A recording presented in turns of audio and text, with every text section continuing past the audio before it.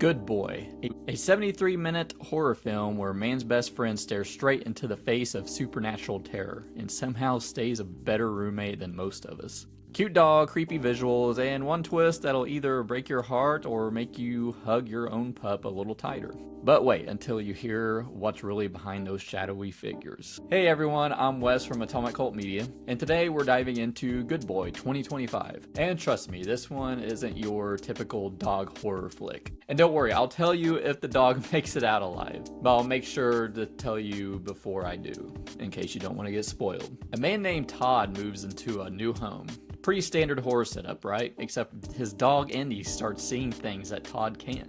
Dark, burned-looking figures lurking in corners, creeping closer. The movie slowly builds dread, not by jump scares, but by making us see the world through the dog's innocent eyes. And let me tell you, when the most loyal, happy creature alive starts acting uneasy, yeah, you're uneasy too. But here's the kicker, those figures aren't just random ghosts. I'll get to what they really are later. So the star of the movie is Indy the dog, a Nova Scotia duck-tolling retriever, and the real star of the film.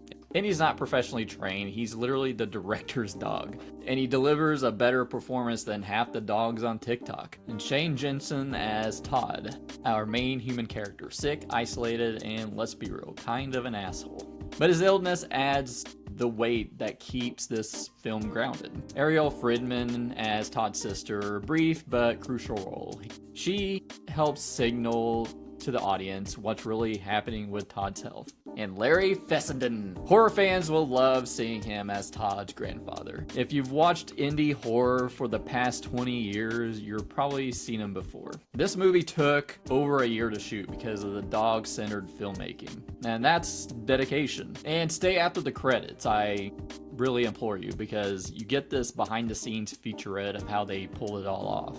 And it's honestly kind of cute. And speaking of what's behind the film, there's a reason those shadowy figures look the way they do. On the surface, this looks like a supernatural haunted house movie, but dig deeper and the monsters are more than monsters. They're metaphors, black and burnt figures representing Todd's cancer. The way Indy perceives Todd's illness isn't medical, it's spiritual. It's a visualized horror. There's even a moment on the phone with Todd's sister that tips you off. And yet it still manages to stay ambiguous and eerie enough to feel supernatural. That's where this film really gets under your skin. There's also nods to indie horror classics in the cinematography. Careful framing, lingering shots that feel almost meditative. Now, I was really really about watching this movie because a lot of the early critics said it could have been a short film, which this is only 73 minutes, so technically I guess it is a short film. But man, I thought I was going to walk into another fucking Skinamarink.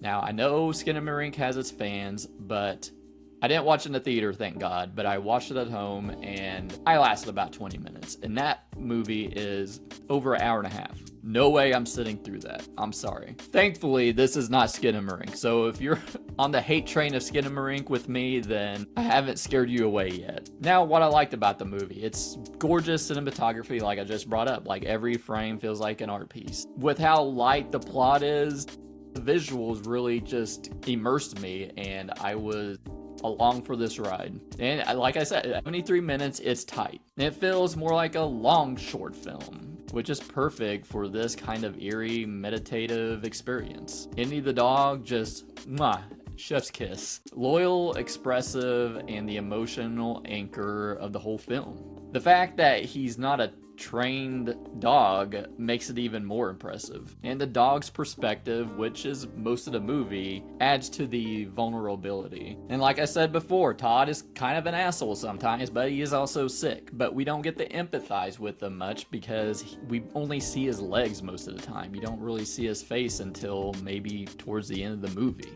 It's almost like a nanny from Muppet Babies. And you know if he doesn't get enough sleep. Green crypto sucks! So we know he's an asshole sometimes, but we're not allowed to empathize with it. We're empathizing with the dog. We're watching the dog.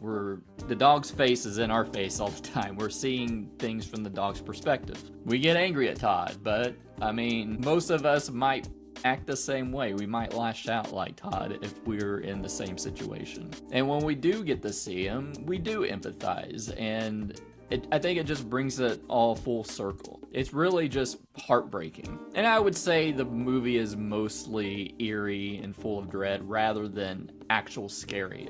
Although there are a few good jump scare moments and legit creepy visuals. But since we're seeing the movie through the dog's perspective, and the dog is cute and innocent and loyal, we fear and empathize with the dog seeing these terrifying images. When you stare at something terrifying, you feel it. If you're digging this review and breakdown, hit that like button, maybe subscribe. And I've got a whole playlist of horror movie reviews down below. Many might find this movie slow. I think it's, meditative, and I kind of love that because in a world with information overload, I love these experiences where you just let a movie take you on this methodical journey in such a unique way too. So the next thing might be kind of spoiler territory, so I'm going to give you a timestamp down below and just go there with my final thoughts and rating. But this isn't really a negative, it's just something to keep in mind. In fact, I was thinking it was a negative, but it really wasn't to me. Also, I'll just let you know if the dog dies in this section. So about 1/3 through the movie, I figured the threat would be more metaphorical, and it kind of is until the end. The owner has cancer, is how it sees the cancer as the black, burnt-looking figures. This is sort of signal at the beginning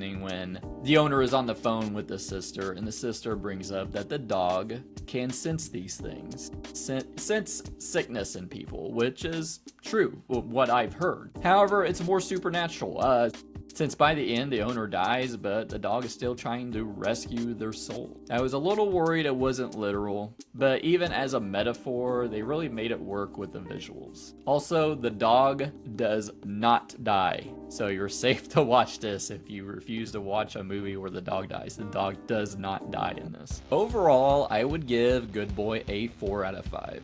I really enjoyed this little film with all its cuteness and nightmare visuals. It may not be for everyone. It's slow, it's eerie, focused more on atmosphere than traditional horror. But if you're tired of cookie cutter horror, if you want something original that's both cute and nightmare inducing, check this out. It was such a unique theatrical experience for me, and I really kind of cherished it. If you want to slow down, enjoy a creepy little adventure with a cute dog, seek out Good Boy. But what did you think of Good Boy? Let me know down in the comments below. Also, what did you think about Skinamarink? Because I thought Skinamarink kind of sucked. Click here to check out my latest horror movie review of Bone Lake, and click here to subscribe.